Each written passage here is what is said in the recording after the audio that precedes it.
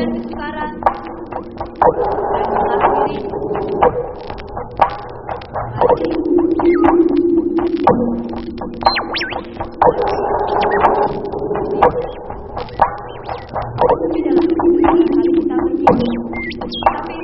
siapakah yang tahan nyerah akan siksaan cerahan dan setelan waktu? Kejahatan kira, kebongkahan orang jumawa, kepedihan asmara gagal umum yang dikhianati apabila kita bisa membebaskan diri kita dengan pisau berat. Sudah mati itu apa? Apakah akhir adalah mati? Atau mati adalah akhir?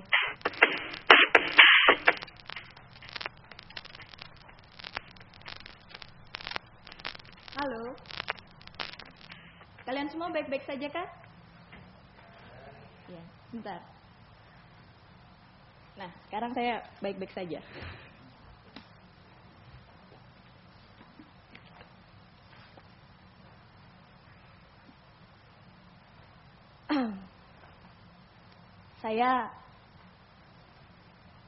Saya akan membagi sebuah kisah tentang masa kecil saya. Jadi, di hutan inilah, di balik pepohonan, rahasia-rahasia tersimpan.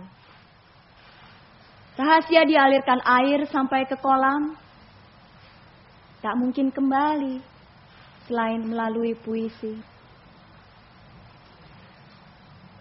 Dan di hutan inilah, saya bertemu dengan Ophelia untuk pertama kalinya. Waktu itu ia berusia 10 tahun dan seorang laki-laki mengajaknya jalan-jalan dan ya kami saling berkenalan tentu saja.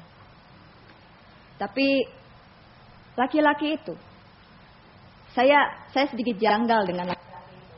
Karena meski tutur katanya bagus, dia menyebutkan namanya penuh tekanan seakan-akan saya harus terkejut karenanya. Seperti ini. Shakespeare. Hah? Ini mimpi buruk? Awalnya saya pikir ini cuma sekedar mimpi buruk. Pagi dan keesokan hari lainnya mungkin gilirannya Roro Jonggrang, Nyai Dasima, Desdemona, Elektra, Gandari, Susana. Tapi ternyata saya keliru. Karena keesokan paginya saya bertemu lagi dengan gadis kecil itu. Dan ketika saya bertanya, "Kemana laki-laki yang kemarin mengajakmu jalan-jalan?" Dengan sedih ia menggelengkan kepala. Ya, sial buat saya. Dia nggak kenal siapa-siapa lagi ya saya harus bertanggung jawab karenanya.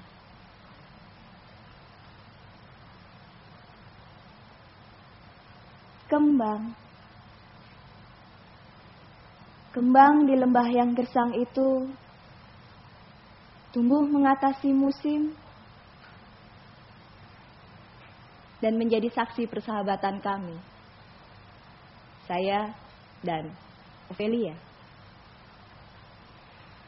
Ia bergantung pada saya karena saya adalah satu-satunya alasan baginya untuk terus berdaya.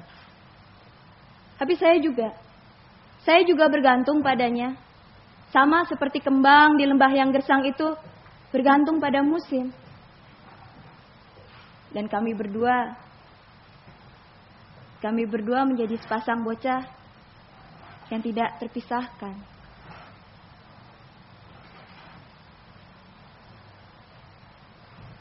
Dan sepanjang hari kami berjumpa. Dan kemudian hari demi hari, minggu demi minggu, tahun demi tahun, Ophelia tumbuh menjadi gadis yang cantik dan pingin saya ajak untuk menjadi pasangan saya untuk pergi ke pesta-pesta. Saya menyampaikan gagasan ini. Gagasan betapa cantiknya Ophelia dan pinginnya saya mengajaknya untuk menjadi pasangan saya untuk pergi ke pesta-pesta. Tapi setelah saya menyampaikan gagasan ini, Saya melihat raut sedih. Lihat raut sedih yang sudah lama sekali saya tidak lihat. Itu lagi di wajahnya.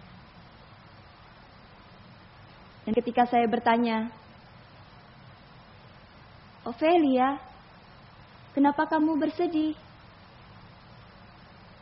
Ia tidak menjawab saya. Lalu seperti merasakan kehadiran seseorang yang menoleh ke arah skenanya dan berkata, siapa di sana?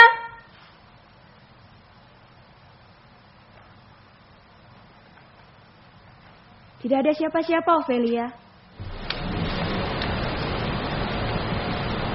Lalu ia menatap saya tajam-tajam. Begitu tajam. Dan saya pun terdiam. Lalu setelah kejadian itu saya tetap ada. Saya tidak pergi kemana-mana, saya tetap ada di hutan itu. Tapi ia tidak lagi menegur saya. Menoleh ke arah saya. Sepanjang pagi ia hanya berdiri di pinggir jurang menatap ke arah kejauhan dan saya nggak ngerti.